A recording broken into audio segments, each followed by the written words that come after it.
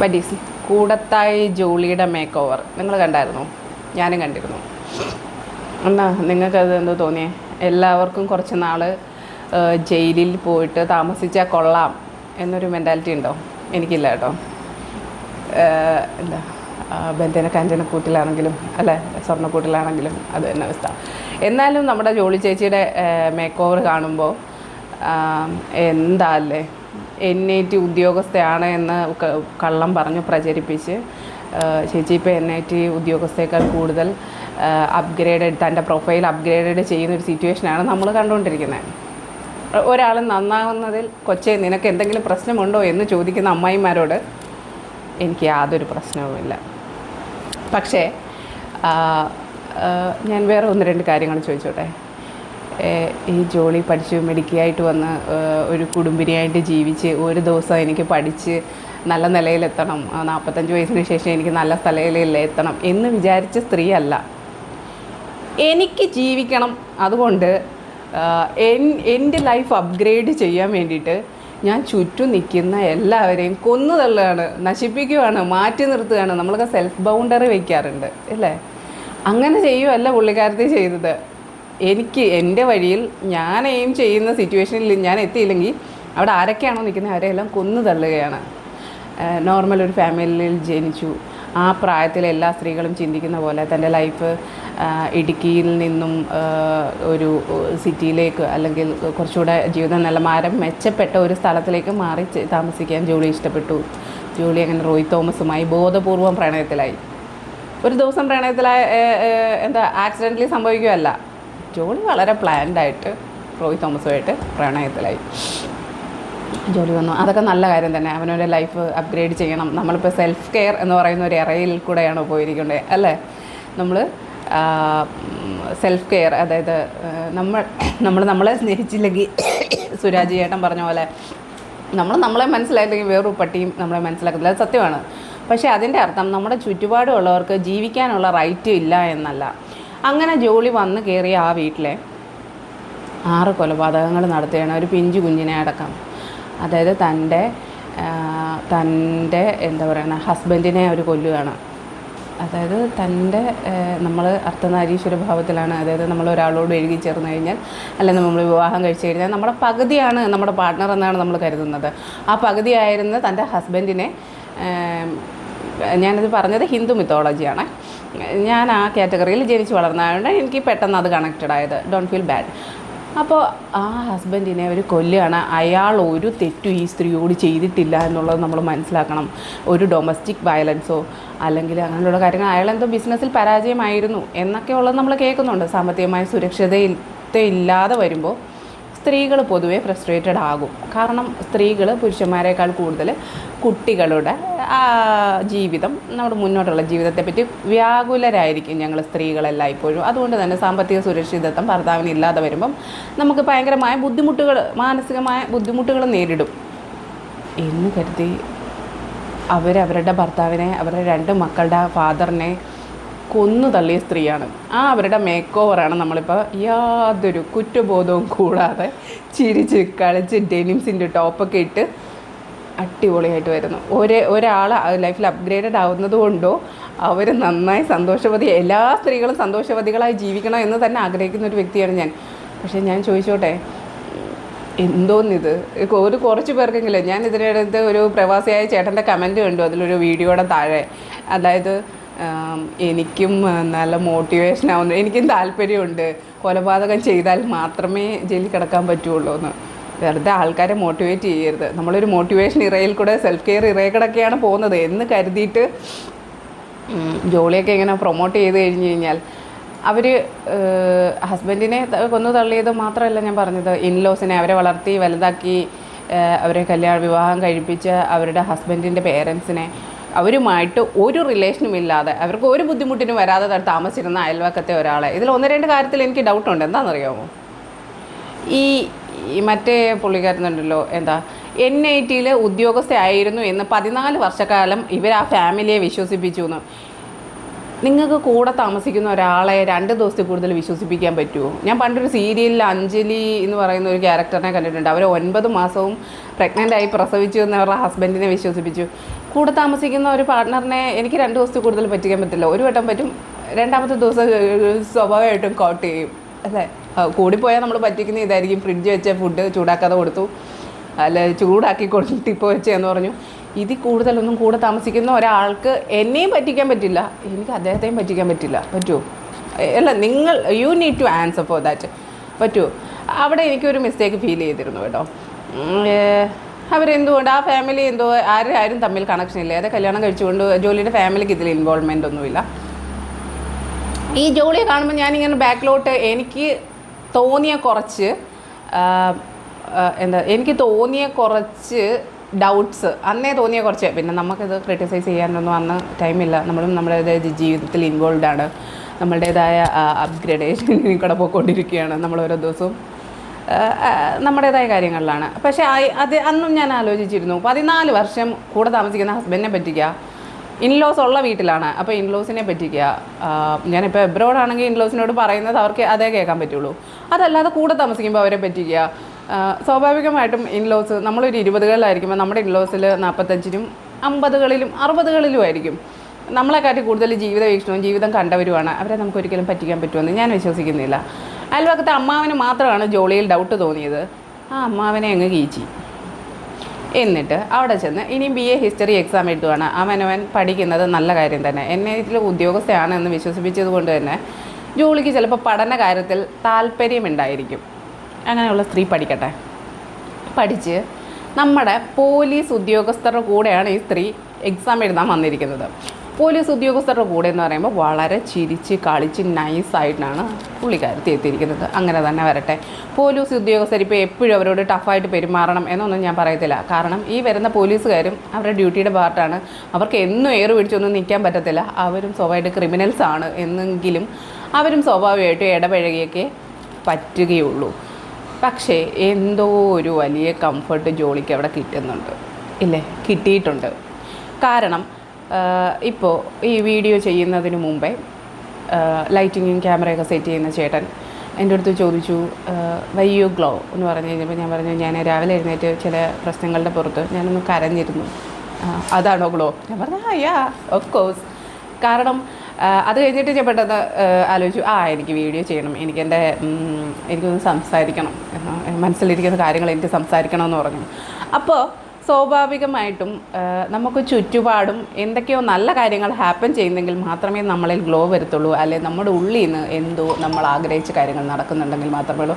അപ്പോൾ ജോലി സ്വാഭാവികമായിട്ടും ഐബ്രോസ് ത്രെഡ് ചെയ്തിട്ടുണ്ട്. അവർ ത്രെഡ് ചെയ്യേണ്ടതെന്നല്ല പറയുന്നത്, ബ്ലേഡ് ഉണ്ടെങ്കിലും നമുക്കത് ചെയ്യാവുന്ന കാര്യമാണ്. ഡെനിംസ് യൂസ് ചെയ്യുന്നുണ്ട്.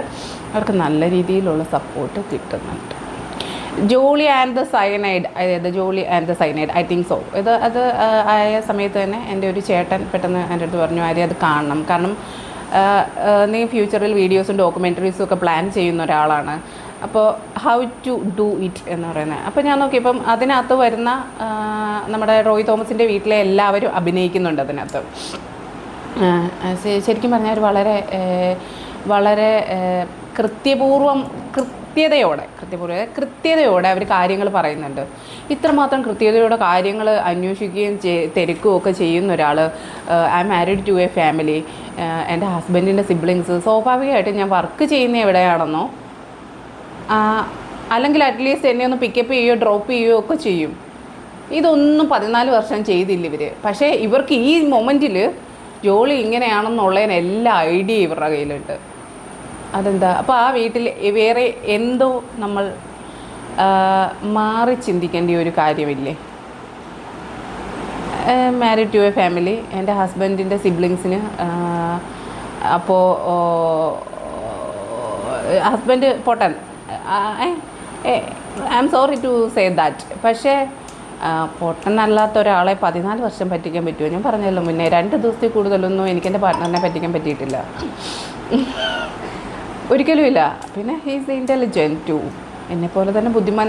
ഈ ഈക്വൽ ബുദ്ധിയുള്ള 2 പേര് ഒരുമിച്ച് ജീവിക്കാൻ പറ്റില്ല എന്ന് പറയില്ലേ? പറ്റത്തില്ല, അത് കറക്റ്റ്. അത് ഒരേ ബുദ്ധിയുമാണ് നിങ്ങൾക്കെങ്കിൽ ഒരിക്കലും ഒരുമിച്ച് ജീവിക്കാൻ കഴിയില്ല. അതൊക്കെ നമുക്ക് പിന്നെ പറയാം. നമ്മൾ we are into the case of Jolly. അപ്പോൾ ജോളി അങ്ങനെ ജയിലിൽ ചെന്ന് വിചാരണയൊക്കെയാണ് കഴിഞ്ഞു. അപ്പോൾ BA ഹിസ്റ്ററി അവർ പഠിക്കാനുള്ള സൗകര്യങ്ങളുണ്ട് എന്ന് ഞാൻ ഇങ്ങനെ വായിച്ചറിഞ്ഞിട്ടുണ്ട്. പിന്നെ പണ്ടും മലയാളമൊക്കെ വായിക്കാൻ ഞാൻ കുറച്ച് ബാക്കിലോട്ടായിരുന്നു. അപ്പോൾ ഈ ന്യൂസ് പേപ്പർ അല്ലെന്നുണ്ടെങ്കിൽ ഇങ്ങനെ അറിവ് തരുന്നതായ കാര്യങ്ങളൊക്കെ അമ്മയാണ് എനിക്ക് കൂടുതലും പറഞ്ഞു തരാറുള്ളത്. അച്ഛനങ്ങനെ പറഞ്ഞു തരാൻ അച്ഛൻ ഭയങ്കരമായ വായിക്കുന്ന വ്യക്തിയാണ്, പക്ഷേ പറഞ്ഞു തരാനുള്ള ടൈമൊന്നും പുള്ളിക്ക് കിട്ടിയിട്ടില്ല. അപ്പോൾ അമ്മ പറഞ്ഞിട്ട് ഐ നോ ദാറ്റ് ജയിലിൽ നമുക്ക് പഠിക്കാനുള്ള സൗകര്യങ്ങളുണ്ട്. അപ്പോൾ അന്നാണ് പിന്നീട് ഇത് ഞാൻ ശ്രദ്ധിക്കുന്നത്. ജോലിയുടെ കേസ് അമ്മ കൊച്ചു പ്രായത്തിൽ ഒരു 10 വയസ്സിൽ അമ്മ പറഞ്ഞു തന്നിട്ടുണ്ടെങ്കിലും ഞാൻ പിന്നീട് ഈ കാര്യം ശ്രദ്ധിക്കുന്നത് ജോലിയുടെ കേസിലും ഇനി ദ നെക്സ്റ്റ് ഈസ് കഷായം ഗ്രീഷ്മയുടെ കേസിലുമാണ്. കഷായം ഗ്രീഷ്മ യാതൊരു കുറ്റബോധവും ഇല്ലാതെ കഷായത്തിൽ വിഷം കലക്കി 24 വയസ്സുള്ള പെണ്ണ് കൊടുത്ത് കൊന്ന്. എത്ര വയസ്സാണെന്നുള്ളതല്ല, ക്രിമിനൽ മൈൻഡ് സെറ്റ് ഈസ് ഒരു time is criminal mind set. അത് ആ കുട്ടി ഒറ്റയ്ക്ക് ചെയ്തെന്ന് ഞാൻ വിശ്വസിക്കുന്നില്ല. ജോലിയുടെ കേസ് പോലെ തന്നെ ഐ ഡോണ്ട് ട്രസ്റ്റ്. നിങ്ങൾ വിശ്വസിക്കുന്നുണ്ടോ? ഈ കണ്ടുകൊണ്ടിരിക്കുന്ന ആരെങ്കിലും വിശ്വസിക്കുന്നുണ്ടോ ഗ്രീഷ്മ ഒറ്റയ്ക്ക് ഇത് ചെയ്തെന്ന്? ഗ്രീഷ്മ ഹാപ്പിയാണ് പോലീസുകാരുടെ കൂടെ ജോളിയായിട്ടൊക്കെ വന്ന്, ജോളി ചേച്ചിയായിട്ടല്ല, നമ്മുടെ ജോളി ഹാപ്പിയായിട്ടൊക്കെ വന്ന് തെളിവെടുപ്പൊക്കെ നടത്തി. ആ പയ്യനെ യാതൊരു കുറ്റം. ആ പയ്യൻ്റെ കയ്യിൽ വീഡിയോസ് ഉണ്ട്, അതുകൊണ്ടാണെന്ന്. ഒരു വീഡിയോസും ഇല്ല പയ്യൻ്റെ കയ്യിൽ. അത് മറ്റേ ആളെ കല്യാണം കഴിക്കുകയും വേണം. ഈ പയ്യനെ, ഈ കൊന്ന ഷാജോൺ ഐ തിങ്ക്, ആ പയ്യനെ മറ്റൊരു സ്ത്രീക്ക് കൊടുക്കാൻ പറ്റുന്നില്ല. അതായത് ഭയങ്കരമായ സ്നേഹം ആ ചെറുക്കനിൽ നിന്നും അനുഭവിച്ചു. എനിക്കൊരു ഫീൽ ചെയ്യും. കാരണം ഭയങ്കരമായ സ്നേഹം കിട്ടിയവരെടുത്തു നിന്ന് നമ്മൾ വീണ്ടും എത്ര ഇൻസൾട്ട് ചെയ്യപ്പെട്ടാലും ആ സ്നേഹം വേണമെന്ന് തന്നെ നമുക്ക് തോന്നിക്കൊണ്ടേയിരിക്കും. പക്ഷേ ആ പെൺകൊച്ചിൻ്റെ മാനസികാവസ്ഥ ഇതാണ്. അവൾക്ക് ഫിനാൻഷ്യലി അല്ലെന്നുണ്ടെങ്കിൽ നല്ല ജോലിയുള്ള ഒരാളെ കിട്ടി ജീവിതം അപ്ഗ്രേഡ് ചെയ്യുകയും വേണം. ഈ ഷാജോണിൽ നിന്നുള്ള കിട്ടിയ സ്നേഹം ഇനി മറ്റൊരാൾക്ക് പങ്കുവയ്ക്കാൻ ആ കുട്ടി ഇഷ്ടപ്പെടുന്നില്ല. എനിക്ക് മനസ്സിലായത്, നിങ്ങൾക്കറിയത്തില്ല. വിദഗ്ധമായ സൈക്കോളജിയിലൊക്കെ എനിക്ക് വളരെ കുറച്ച് ജ്ഞാനമേ ഉള്ളൂ. അപ്പം മേ ബി മനസ്സിലായോ? അപ്പോൾ സൈക്കോളജിസ്റ്റൊക്കെ അനലൈസ് ചെയ്തേക്കുന്നത് എന്തുവാന്ന് എനിക്കറിയില്ല. പക്ഷേ വാട്ട് എവർ ഇറ്റ് ഈസ്, ആ കുട്ടി വളരെ നല്ല ഒരു ലൈഫ് സ്റ്റൈല് ജയിലിൽ മെയിൻറ്റെയിൻ ചെയ്യുന്നുണ്ട്. അടുത്തതെന്ന് വെച്ച് കഴിഞ്ഞാൽ ഗോവിന്ദച്ചാമി എന്ന് പറയുന്നു. അദ്ദേഹം ഈ അടുത്തിടയ്ക്ക് പറഞ്ഞെന്ന് തമിഴ്നാട്ടിലെ ജയിലിൽ പോകണം, എനിക്ക് എൻ്റെ നാട്ടിലെ ഭക്ഷണം കഴിക്കണം, നാട്ടിലെ ജയിലിൽ പോകണമെന്ന്. പിന്നെ ഇവരല്ലേ തീരുമാനിക്കുന്നത് ഏത് ജയിലിൽ പോകണമെന്ന്. അതൊരു ന്യൂസാക്കി ഗോവിന്ദച്ചാമി അങ്ങനെ ആവശ്യപ്പെട്ടു എന്ന് പറഞ്ഞു കഴിഞ്ഞപ്പോൾ ഞാനിത് വായിച്ചിട്ടെന്നേ ചിരിച്ചു. അപ്പോൾ എൻ്റെ കൂടെ വർക്ക് ചെയ്യുന്ന പുള്ളിക്കാരത്തെ എന്നോട് ചോദിച്ചു, മാം ഇടയ്ക്ക് തന്നെയൊക്കെ ചിരിക്കുന്നുണ്ടല്ലോ. ഞാനപ്പോൾ ഇത് മൊബൈൽ ഫോൺ തിരിച്ച് കാണിച്ചിട്ട് ചോദിച്ചു, ഇത് കണ്ടിട്ട് എന്ത് ചിരിക്കാതിരിക്കുന്നതെന്ന്. അതായത് ഒരു പെൺകുട്ടിയെ തൻ്റെ നീഡിന് വേണ്ടി, ഇവരെല്ലാം പ്രത്യേകത എന്തോന്നു, ഇവർ സ്വാർത്ഥരാണ്. കാരണം നമ്മൾ ഗോ ത്രൂ ചെയ്യുന്നത് ഒരു സെൽഫ് കെയർ ഏറയിൽ കൂടെയാണ് സത്യത്തിൽ. അപ്പോൾ ഈ ഗോവിന്ദച്ചാമിയുടെ ആവശ്യത്തിനായിട്ടൊരു പെൺകൊച്ചിനെ എടുത്ത് വെളിയിലിടുന്നു, അതിനെ ക്രൂരമായിട്ട് റേപ്പ് ചെയ്യുന്നു, അതിനെ കൊന്നു കളയുന്നു. ഇത് 1-മത്തെയാണോ 2-മത്തെയാണോ 3-മത്തെയാണോ 10-മത്തെയാണോ ഗോവിന്ദച്ചാമിയുടെ കേസെന്നൊന്നും നമുക്കറിയില്ല. നമ്മൾ ഐഡൻറ്റിഫൈ ചെയ്ത, പുറം ലോകം അറിഞ്ഞ, എന്നെപ്പോലുള്ള സാധാരണക്കാരറിഞ്ഞ ഒരു കേസ് ഗോവിന്ദച്ചാമി ചെയ്ത. ഗോവിന്ദച്ചാമിക്ക് വേണ്ടി ആളൂർ വന്നു, വളരെ എക്സ്പെൻസീവായിട്ടുള്ള അഡ്വക്കേറ്റ് ആളൂർ മരിച്ചുപോയി. അപ്പോൾ ആ പുള്ളി വന്നു വാദിക്കാനായിട്ട്. നമുക്കിതിൻ്റെ പിന്നിലെ കാര്യങ്ങൾ ഇപ്പോഴും അറിയത്തില്ല. ഏതെങ്കിലും 1-2 ചാനൽസ് ഒരു ദിവസം പറയും ഗോവിന്ദച്ചാമിക്ക് വേണ്ടി ആളൂർ വന്നു, ഇതിന് പിന്നിലാര്, പൈസ ഇൻവെസ്റ്റ് ചെയ്യുന്നത് ആര് എന്നൊക്കെ ഒരു ദിവസം ചോദിക്കും. 2-മത്തെ ദിവസം ഇതിനെപ്പറ്റി വീണ്ടും ചർച്ചകളില്ല. ഒന്നുകിൽ ഈ ചോദ്യം ചെയ്യുന്ന ചാനൽസിനെ ഒതുക്കുന്നു, അല്ലെങ്കിൽ ഒതുങ്ങിപ്പോന്നു. അല്ലേ? am I right or not? You need to respond. You people need to respond. അടുത്ത ഞാനൊരു കാര്യം ചോദിച്ചോടെ, ഈ ഷെറിൻ എന്ന് പറയുന്ന പെൺകുട്ടി കാരണവർ വധക്കേസ്, ഐ തിങ്ക് സോ, ഫാദർ-ഇൻ-ലോയെ തട്ടി. വളരെ മിടുക്കിയാണ്. കൊട്ടേഷൻ എന്തോ കൊടുത്താണ് ചെയ്തത്. പിന്നെ തന്നെ ചെയ്യാൻ കഷായം ഗ്രീഷ്മയുടെ ജോളിയുടെ അത്രയൊന്നും മനക്കട്ടി എന്തായാലും ഷെറിൻ ചേച്ചിക്കില്ല. കാരണം ഷെറിൻ ചേച്ചി സാധാരണ വീട്ടിൽ വെച്ച് ജനിച്ചു വളർന്ന പാവം പെണ്ണായിരുന്നു. അവിടെ നിന്നും എന്തൊക്കെയോ ഇൻസൾട്ട് അതിന് ഹസ്ബൻഡിൻ്റെ വീട്ടിൽ നിന്ന് കിട്ടിയിരുന്നു എന്ന് മനസ്സിലാക്കാം. പക്ഷേ ആ പെൺകുട്ടിയുടെ ക്രിമിനൽ മൈൻഡ് സെറ്റ് ആ വീട്ടിൽ വന്ന ശേഷം ക്രിമിനൽ മൈൻഡ് സെറ്റായി. വാട്ട് എവർ ഇറ്റ് ഈസ്, തൻ്റെ ബുദ്ധിക്ക് മാന്ദ്യമുള്ള ഹസ്ബൻഡിനെ വളർത്തി വലുതാക്കി തനിക്ക് വിവാഹം കഴിപ്പിച്ച് തന്ന കാരണവരെയാണ്. പുള്ളിക്കാരത്തിയുടെ എക്സ്പെൻസസ് ആദ്യം കുറച്ച് പൈസ ഒക്കെ ഫാദറിലോ ചിലവാക്കി, പിന്നീട് ചിലവാക്കാൻ മടിച്ചപ്പോഴാണ് പുള്ളിക്കാരത്തി ഇത് ചെയ്തതെന്നാണ് പറയുന്നത്. വാട്ട് എവർ ഇറ്റ് ഈസ്, അങ്ങനെയാണ് സംഭവിച്ചത്. അപ്പോൾ ഷെറിൻ വല്ലപ്പോഴുമേ നമ്മൾ ഷെറിൻ്റെ ഫോട്ടോസ് ഒക്കെ അല്ലേ, ജയിലിൽ പോകുന്ന സമയത്ത് വളരെ നല്ല ഒരു ലൈഫ് സ്റ്റൈൽ കാരണവരുടെ വീട്ടിൽ കാരണവരുടെ മരുമോളായിട്ട് നല്ലൊരു ലൈഫ് സ്റ്റൈൽ മെയിൻറ്റെയിൻ ചെയ്തുകൊണ്ടിരുന്ന ഒരു പെൺകുട്ടിയായിരുന്നു ഷെറിൻ എന്ന് പറയുന്നത്. പക്ഷേ എന്താണ് ഹാപ്പൻ ചെയ്തത് എന്നുള്ളത് ഷെറിന് മാത്രമേ അറിയത്തുള്ളൂ. പക്ഷേ ഷെറിൻ ജയിലിലും വളരെ നല്ല ഒരു ലൈഫ് സ്റ്റൈൽ മെയിൻറ്റെയിൻ ചെയ്യുന്നു എന്ന് നമുക്ക് അറിയാൻ പറ്റി, ഇല്ലേ? എനിക്കും നിങ്ങൾക്കും ഒക്കെ അറിയാൻ പറ്റി. പക്ഷേ ഇതിനെയും പിന്നീട് ഒരു ചാനൽസും വൺസ് ഈ ന്യൂസ് പുറത്തു വന്നു, അതിന് ശേഷം ഒരു ചാനൽസും പിന്നീട് ഇത് സംസാരിക്കുന്നില്ല. ഞാൻ പറഞ്ഞാൽ ഒതുക്കപ്പെടുകയാണോ? കോമൺ ലാംഗ്വേജിൽ പറഞ്ഞു കഴിഞ്ഞാൽ ഇവരെയൊക്കെ ഇതിനെയൊക്കെ ചോദ്യം ചെയ്യുന്നവരെ ഒതുക്കുകയാണോ ചെയ്യുന്നത്? അതായത് ഇപ്പോൾ ജയിലിൽ ഷെറിൻ്റെ കൂടെ ഉണ്ടായിരുന്ന ഒരു ലേഡി പുറത്തു വന്നിട്ടുണ്ട്. ആ ലേഡി പറയുന്നു കുറച്ച് കാര്യങ്ങൾ. നമുക്ക് അറിയാൻ വയ്യാത്തത്, ഞാൻ ആ ചേച്ചിയെ ഡയറക്റ്റ് സംസാരിച്ചിട്ടില്ലാത്ത സ്ഥിതിക്ക് ഞാനത് പറയുന്നില്ല. ഭയങ്കര മ്ലേച്ഛകരമായ ഒരു കാര്യമാണ് ജയിലിൽ നടക്കുന്ന ഒരു മ്ലേച്ഛകരമായ കാര്യം ആ ചേച്ചി പറഞ്ഞിരുന്നു. ആണെന്നുണ്ടെങ്കിൽ ഇറ്റ്സ് ടു ബാഡ്. ജയിലിൽ പോവുക എന്ന് പറയുന്നത് പ്രൊഫൈലിൽ ഇപ്പോൾ ഒരു അപ്ഗ്രഡേഷൻ. ഞാൻ ഇന്നടത്ത് വർക്ക് ചെയ്യുന്നു, ഞാൻ ഇന്നതാണ് പഠിച്ചത്, ഇന്നടത്ത് വർക്ക് ചെയ്യുന്നു, ഐ ആം വൈഫ് ഓഫ് ഇന്നാര്, I am daughter in law of ഇന്നാര് എന്നൊക്കെ പറയുന്ന പോലെ ഞാൻ കുറച്ച് നാൾ ജയിലിലായിരുന്നു, അതിന് ശേഷം ഞാൻ എക്സാമൊക്കെ എഴുതി പാസ്സായി, ഞാനിപ്പോൾ നല്ല നിലയിലാണ് എന്ന് പറയുന്ന ഒരു സാഹചര്യത്തിലോട്ടാണ് നമ്മളുടെ സൊസൈറ്റി വളർന്നുകൊണ്ടിരിക്കുന്നത്. ഞാനീ പറഞ്ഞ കേസസിലൊക്കെ ഞാൻ നാലും നോട്ട് ചെയ്തു. ജോളി ഇവർ വളരെ വിരളമായി മാത്രം നമ്മളുടെ കോമൺ ഏരിയയിൽ വരുന്നവരാണ്, നമ്മുടെ മീഡിയയുടെ മുന്നിൽ വന്നവരാണ്. അപ്പം നമ്മൾ കണ്ട ഈ ലിവിങ് സ്റ്റൈൽ ഒരിക്കൽ പോലും ചില സമയത്ത് ഭയങ്കര മൂഡ് സ്വിങ്സ് ഉണ്ടാകുന്ന സമയത്ത് ഞാൻ ഐബ്രോസ് ഒന്നും ത്രെഡ് ചെയ്യാറില്ല. പക്ഷേ ഈ പറയുന്നവരൊക്കെ കറക്റ്റായിട്ട് ഐബ്രോസ് ത്രെഡ് ചെയ്യുന്നുണ്ട്, കറക്റ്റ് സ്കിൻ കെയർ ചെയ്യുന്നുണ്ട്, നല്ല വസ്ത്രങ്ങൾ ധരിക്കുന്നുണ്ട്. ഇവരിതെല്ലാം ചെയ്യുന്നില്ലേ? നിങ്ങൾ എപ്പോഴേലും നോട്ട് ചെയ്തോ? ഇവരിതെല്ലാം ചെയ്യുന്നുണ്ട്. Everything they are going to. അപ്പോൾ നമ്മൾ ടാക്സ് കൊടുക്കുന്ന ഒരു ടാക്സ് സിസ്റ്റത്തിൽ കൂടെ തന്നെയാണ് ഗവൺമെൻറ് ആൾക്കാർക്ക്, ജോലിക്കാർക്ക് സാലറി കൊടുക്കുന്നത്. ആ ടാക്സ് സിസ്റ്റത്തിൽ കൂടെ തന്നെയാണ് ജയിലിലും നടന്നു പോകുന്നത്. അതോ ഇനി ജയിലിൽ എന്തൊക്കെയോ ഇവർക്ക് ജോലി ചെയ്യാനുള്ള വകുപ്പുണ്ടെന്ന് പറയുന്നു. ജയിലിലെ വേതനം, അതായത് വേജസ് ഒക്കെ കൂട്ടിയിരുന്നല്ലോ. അപ്പോൾ നമുക്ക് ഈ കോമൺ പീപ്പിളിന് ഇത് അറിയാനുള്ള റൈറ്റ് ഇല്ലേ? നമ്മളിത് അറിയുന്നുണ്ടോ? നമ്മൾ എന്തെങ്കിലും കാര്യങ്ങൾ അറിയുന്നുണ്ടോ? ആക്ച്വലി ഇല്ല. നമ്മൾ വല്ലപ്പോഴും ഇവരെ ഫിലിം സ്റ്റാർസിനെ കാണുന്ന പോലെ കാണുകയാണ്. അപ്പോൾ ചോദിക്കും, ഫിലിം സ്റ്റാർസ് നമ്മുടെ പൊതുസമൂഹത്തിന് വേണ്ടി വല്ലതും ചെയ്യുന്നുണ്ടോ?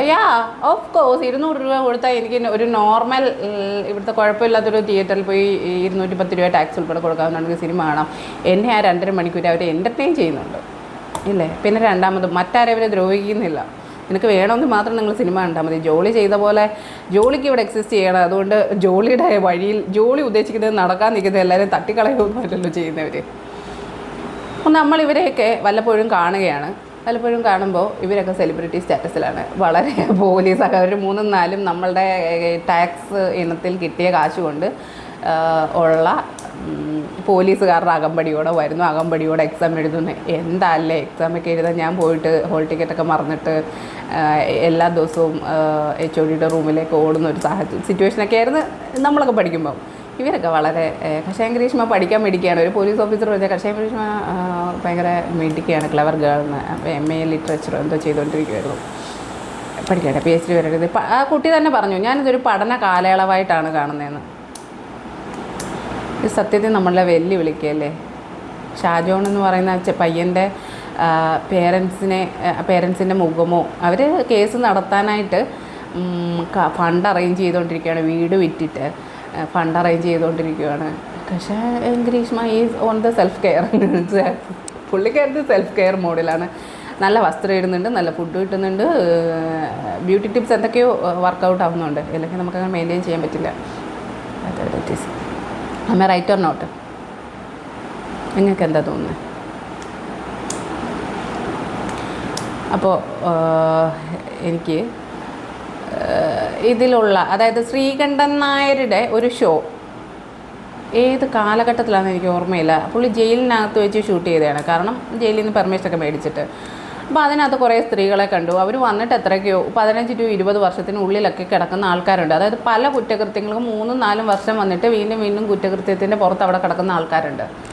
എന്താ, അവർക്ക് ഫാമിലി ഇല്ല. കാരണം സാധാരണപ്പെട്ടൊരു ഫാമിലിയിൽ നിന്ന് ഒരു ലേഡി അതിനകത്ത് പോയി കഴിഞ്ഞ് കഴിഞ്ഞാൽ പിന്നെ വീട്ടുകാർ ഉപേക്ഷിക്കുകയാണ് ചെയ്യുന്നത്. അത് അവരുടെ കുഴപ്പമില്ല, അവർക്ക് നാട്ടിൽ എക്സിസ്റ്റ് ചെയ്യാൻ പറ്റത്തില്ല. ഈ വീട്ടുകാർക്ക് ഞങ്ങളങ്ങ് ഉപേക്ഷിച്ചു എന്ന് പറയാതെ അവർക്ക് നാട്ടിൽ എക്സിസ്റ്റ് ചെയ്യാൻ പറ്റത്തില്ല. അതുകൊണ്ട് അവരെന്ത് ചെയ്യും, അവരിവരെ അങ്ങ് ഉപേക്ഷിക്കും. അങ്ങനെ തിരിച്ചു പോകാൻ ഒരിടമില്ലാത്ത സിറ്റുവേഷനിലാണ്. എൻ്റെ എത്ര വയസ്സിലാണെന്ന് എനിക്ക് ഓർമ്മയില്ല, പക്ഷേ ശ്രീകണ്ഠൻ നായരാണ് ആ ഷോ ചെയ്തത്. അപ്പോൾ കുറേ സ്ത്രീകളായിരുന്നു കുത്തിരുന്ന്. ഞാൻ അന്ന് മൊത്തം ആലോചിച്ചു, അന്ന് മൊത്തം കരഞ്ഞു. പിറ്റേന്ന് രാവിലെ എഴുന്നേൽക്കുമ്പോൾ എനിക്ക് സ്കൂളിൽ പോകേണ്ടതുകൊണ്ട് ഞാനത് വിട്ടു, ഞാൻ മറന്നുപോയി. പക്ഷേ ഇത് കണ്ടപ്പോൾ ഞാൻ ആലോചിച്ചു, അങ്ങനെ ആയിരുന്നു ജയിലിനകം. ഇനി എപ്പോഴാണ് അപ്പോൾ ജയിലിനകമൊക്കെ അപ്ഗ്രേഡഡ് ആയത്? അപ്ഗ്രേഡഡ് ആയതും സാഹചര്യം കൊണ്ടൊരു കൊലപാതകം ചെയ്ത്, സാഹചര്യം കൊണ്ട് ഒരു പിടിച്ചു പറിച്ച്, സാഹചര്യം കൊണ്ടൊരു മോഷണം ചെയ്ത് അവിടെ എത്തിയ ഒരാൾക്ക് പശ്ചാത്തപിച്ച് അവരുടെ സമയം വിനിയോഗിച്ച് അവരെ ഒരു ഹെൽപ്ഫുള്ളായ സിറ്റുവേഷനിൽ തുടർന്ന് ജോലി ചെയ്തോ അല്ലെങ്കിൽ മറ്റെന്തെങ്കിലും രീതിയിലോ ജീവിക്കത്തക്ക രീതിയിൽ പുറത്തു വരുന്നത് ഒരു നല്ല കാര്യം തന്നെ. ജനറലൈസേഷനാണ് ഈ നടക്കുന്നത്. എല്ലാ കുറ്റവാളിക്കും ഒരേ സാഹചര്യമാണ്, അങ്ങനെ കൊടുക്കരുത്. ഇപ്പോൾ ജോളിക്കും ഗ്രീഷ്മയ്ക്കും കൊടുക്കുന്ന ഒരു പിടിച്ചുപറിക്ക് വരുന്ന ഒരാൾക്കും കൊടുക്കുന്നത് ഒരേ സിറ്റുവേഷനാണ് ജയിലിനകത്തെങ്കിൽ എല്ലാവരും ഒരേപോലെ വളരും. അതിൻ്റെ ആവശ്യമില്ല. മനസ്സിലായേ?